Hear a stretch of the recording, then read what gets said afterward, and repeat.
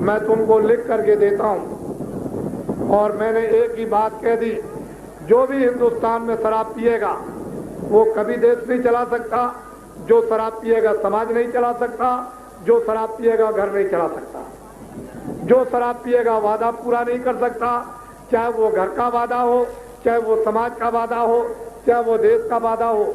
जो शराब पिएगा कभी सच नहीं बोल सकता, जब सच नहीं बोलेगा तो आपको क्या करेगा।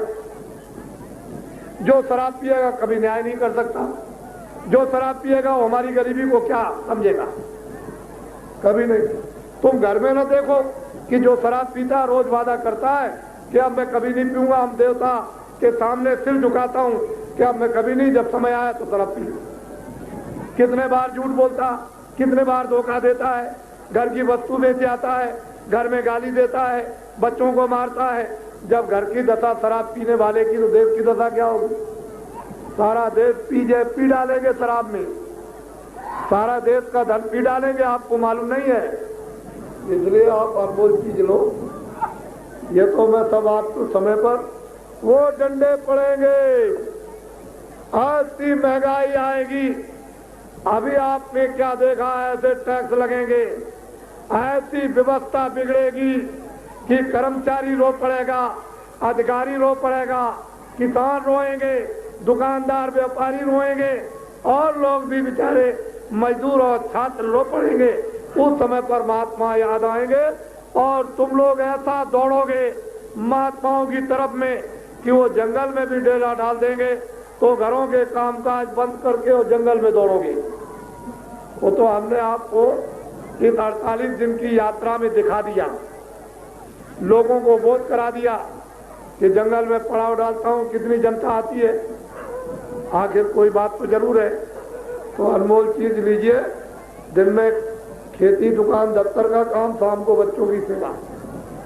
मुझे अपनी चारपाई पर लेटकर 15 मिनट के लिए मनस्वरूपी मंदिर में इस आत्मा को जगाने के लिए, आत्मा को शुद्ध करने के लिए, मन बुद्धि चित्त अंतःकरण और आत्मा को निर्मल साफ करने के लिए भजन में मुझे 15 मिनट लेटकर चारपाई पर समय दे दो।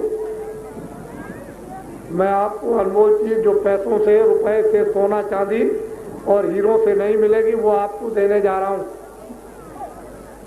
ये आप दुनिया की तमाम संपत्ति को दान में दे दो तो आपको नहीं मिलेगी, जब उसकी दया और कृपा हो जाएगी तो मिलेगी।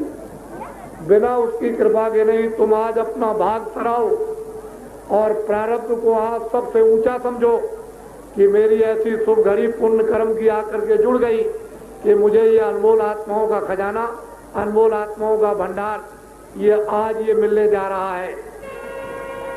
उसका सीधा रास्ता है, उसका सीधा नाम है, उसका सीधा भेद है, उसका सीधा दरवाजा है। न 12 बरस के बच्चे को कोई दुख और न बच्ची को कोई दुख, स्त्री पुरुष सभी कर सकते हैं। बहुत सीधा और आसान। और इस कलयुग में यही सीधा सच्चा रास्ता अपने घर में उस परमपिता परमात्मा के पास पहुंचने का। और अगर तुमने जीवन में उस परमात्मा के पास आत्मा को नहीं पहुंचा पाया तो मरने के बाद क्या मिलेगा आपको? सीधा।